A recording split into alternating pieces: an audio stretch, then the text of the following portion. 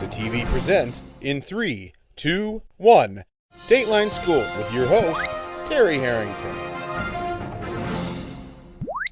Well, this week in Dateline Schools, we're learning about the Wraparound program as we're continuing our summer-long series looking at the organizations and agencies that support the kids here in the St. Clair County area. We're visiting the St. Clair County Mental Health and learning about Wraparound and talking with Heidi Fogarty and Brooke Pegg. And Brooke, what are some of the services that are provided through the Wraparound process?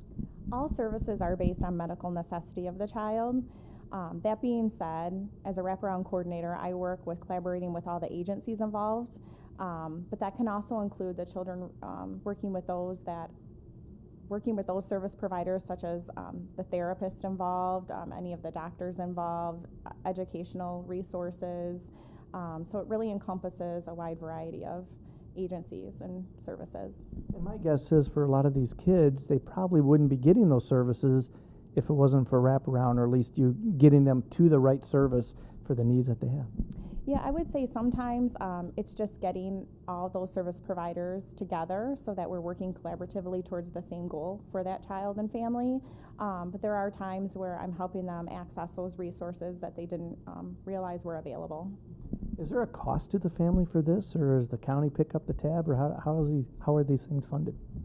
We are funded. You're eligible if you receive Medicaid, so we're funded through Medicaid. Now, Heidi, my guess is we've heard over the last year that the Medicaid budget's taken a pretty big hit in our county, as it has around the state. So that's got to make it pretty tough for you guys to provide these services, isn't it? It is, but this is a really important service. A lot of our families are very involved, and they're unable to coordinate all of the services that are involved independently. So that's why it's really important for Brooke to be involved with these families that are involved with multi-systems. How many families are involved with Wraparound currently? I think we currently have 10 families involved in Wraparound. Is that pretty consistent, or does that kind of vary from year to year? It definitely varies from year to year. We have had years where we've had significantly more.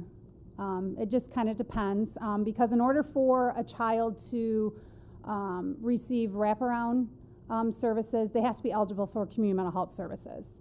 And what I mean by that is a child has to have a serious emotional disturbance. So they either have to have a diagnosable mental, behavioral, or emotional disorder. More tomorrow. For Dateline Schools, I'm Terry Harrington.